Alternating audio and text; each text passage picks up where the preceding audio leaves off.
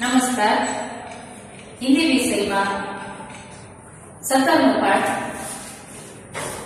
तुलसी के पद। पहले आपणे कविनो परिचय समझीए। तुलसीदास एमनो जन्म 1532 ईस्वीसन, निधन सन 1623 ईस्वीसन।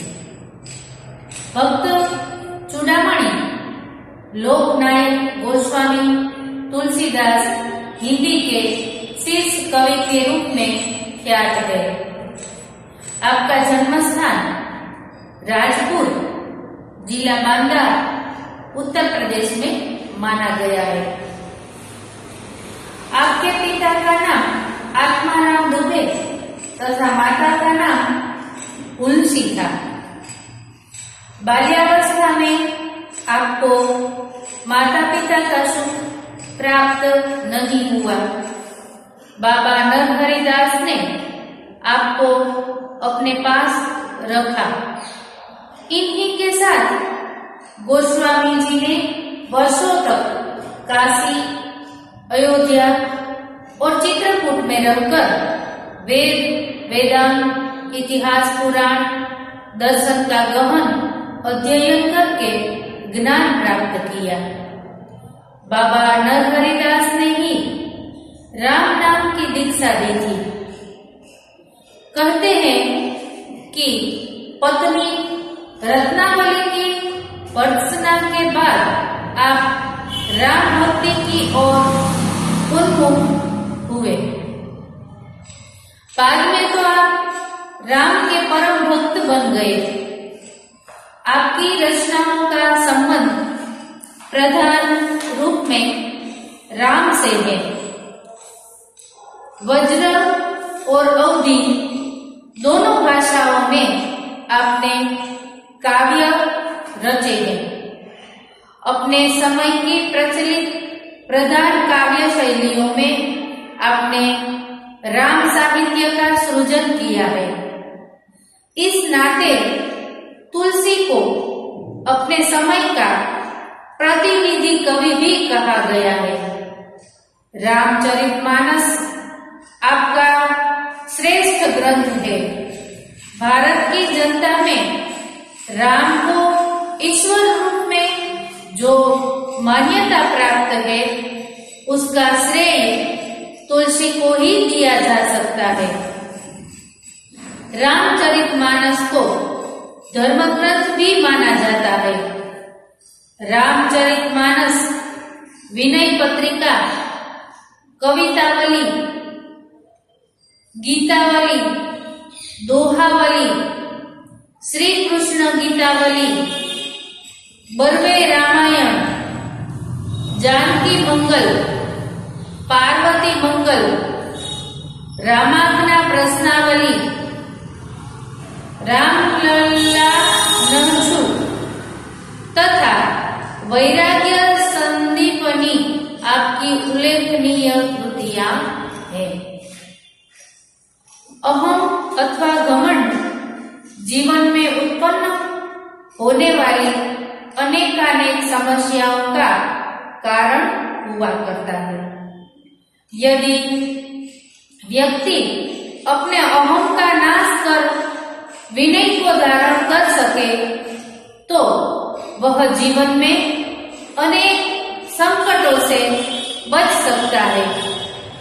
इन पदों में तुलसीदास ने अपने आराध्य देव राम के प्रति अपनी विनय भावना का प्रदर्शन करते हुए आराध्य को छोड़कर अन्यत्र न जाने का निश्चय व्यक्त किया है। एक भक्त की यह विनय भावना यदि आज के व्यक्ति अपने जीवन में उतार सके तो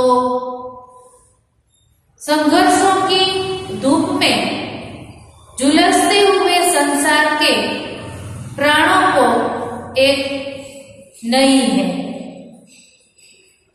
અહીં તુલસીદાસ એમણે કેટલા કેટલા ગ્રંથોની રચનાઓ કરી, કેટલીક કૃતિઓ બનાવી એમણે, એ અહીં નામ આપેલા છે.